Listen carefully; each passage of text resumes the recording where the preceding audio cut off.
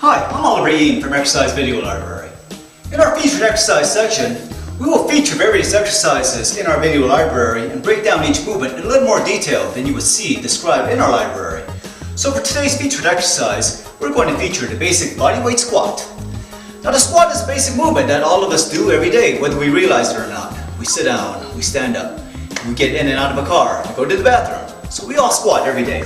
So with that in mind, let's go squat. When doing the squat as an exercise, I find that people make this movement way more complicated than it needs to be. So let me demonstrate it for you and then we'll break down each facet of the movement. When setting up for the squat, set the feet slightly wider than shoulder width apart and with the toes angled out slightly. While the squat is primarily an exercise for the legs and quads, the squat actually starts with the hips by first sitting back and then flexing the knees. Another name for the squat is the sitting stand. As you can see, all I'm doing is sitting and standing. If you're sitting back properly, the knees will remain aligned without tracking too far forward and your heels will remain on the floor.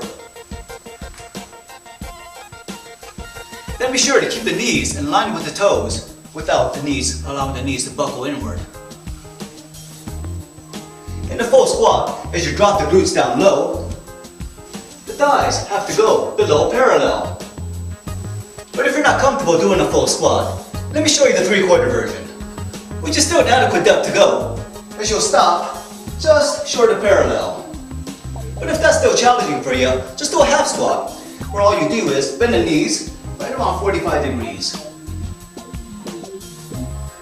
Start at a depth where you can do at least 10 repetitions. So let me show you the different depths in progression.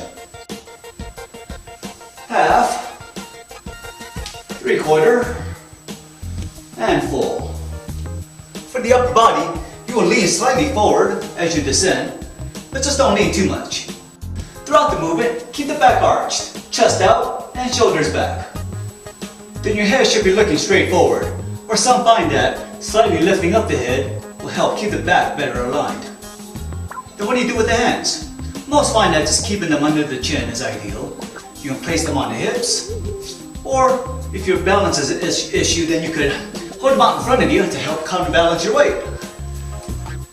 Then when you breathe, inhale, breathe in on the way down, and then exhale, breathe out on the way up. So there you have it. Now let's do a quick review and put it all together. When setting up for the squat, set the feet slightly wider than shoulder width apart with the toes angled out slightly. Begin squat with the hips by sitting back first, then flexing the knees. Descend down to the half, 3/4, or full squat position, while keeping the knees tracking in line with the toes and keeping the heels down. Another way to keep the heels down is to extend the toes upward as you descend. Throughout the movement, lean slightly forward, keep the back arch, chest out, shoulders back. Hands can be placed on the hips, held underneath the chin, or out in front of you. And on the way up, maintain all the points mentioned in the previous steps, and then just stand up, back to the starting position. Alright, so for this feature, I've demonstrated all the basic fundamentals of the squat exercise. And when you're ready to start squatting with weights, whether it be with barbells, dumbbells, kettlebells, or whatever weighted object you choose to use, the fundamentals of the squat that we just discussed today will always remain the same. So when we feature the different versions of the squat, like the barbell squat for example, there may be slight variations in the anatomical positioning, but the fundamentals will never change. But more on that later. So keep coming back for more featured exercise videos. Till then, this is Oliver from Exercise Video Library. Happy training!